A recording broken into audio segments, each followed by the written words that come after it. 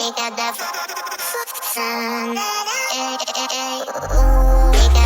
right, so you're here for a bit of a mind trip, yeah.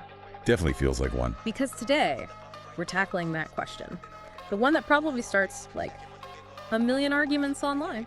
Oh, I know one. We're some of anime's biggest, baddest villains, actually. Right. Right? The villain was right debate. Classic. Yeah, exactly.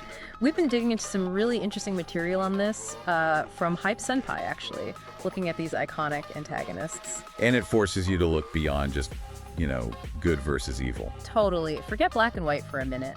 Could their actions, as extreme as they seem, have had some kind of justification? It's controversial, for sure. These characters generate so much discussion. Oh yeah, the anime community gets fired up about this stuff. So let's just dive in and see if we can unpack some maybe uncomfortable truths. Let's do it. What's fascinating right off the bat is how these stories really push you to question your own ideas of right and wrong. These aren't like simple cartoon villains, are they? They operate in shades of gray, complex motives, sometimes tragic backstories. Like Le Loach ve Britannia, Code Geass. Perfect example. The sheer amount of debate around him. It just shows you this isn't simple. Not at all. I mean, you list what he did. Manipulation, lies, sacrificing people. Sounds awful. Pure villain stuff. On paper, yeah. But his goal, world peace.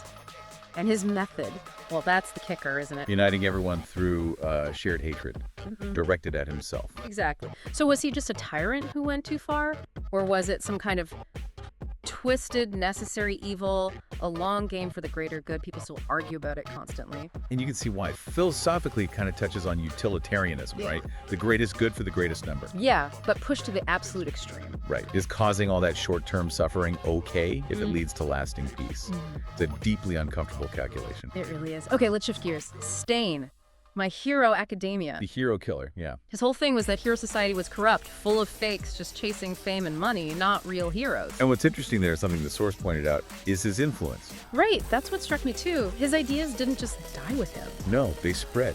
They resonated with other villains like Twice, Toga, even Shigaraki to an extent. Which suggests maybe his critique wasn't just random ranting. It suggests he tapped into something real, a genuine problem or dissatisfaction within that hero system.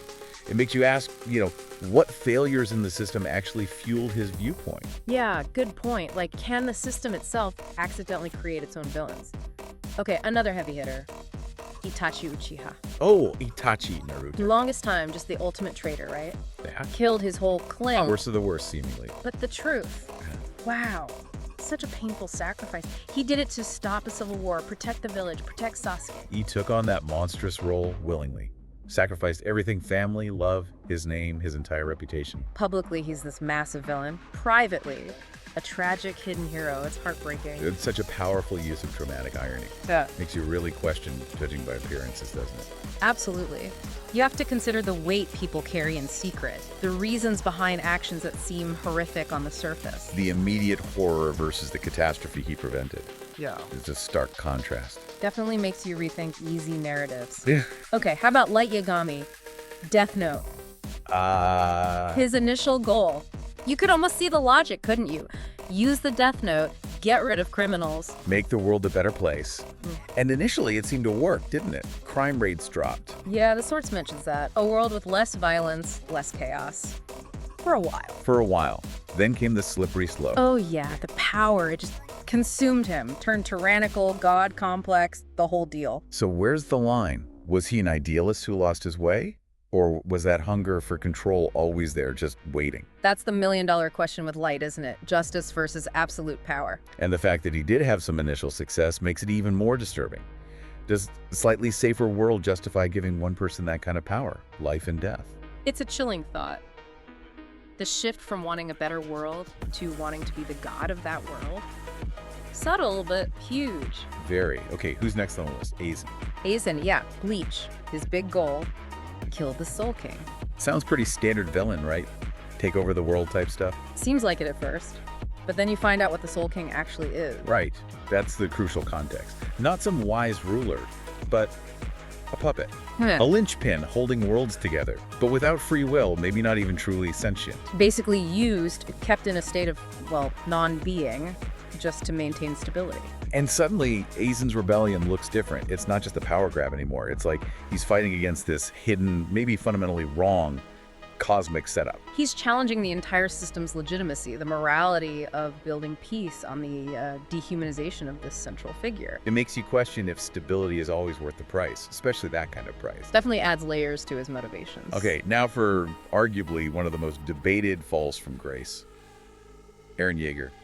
Attack on Titan. Oh boy. Starts as the hero, determined, full of righteous anger. Ends up, well, initiating the rumbling.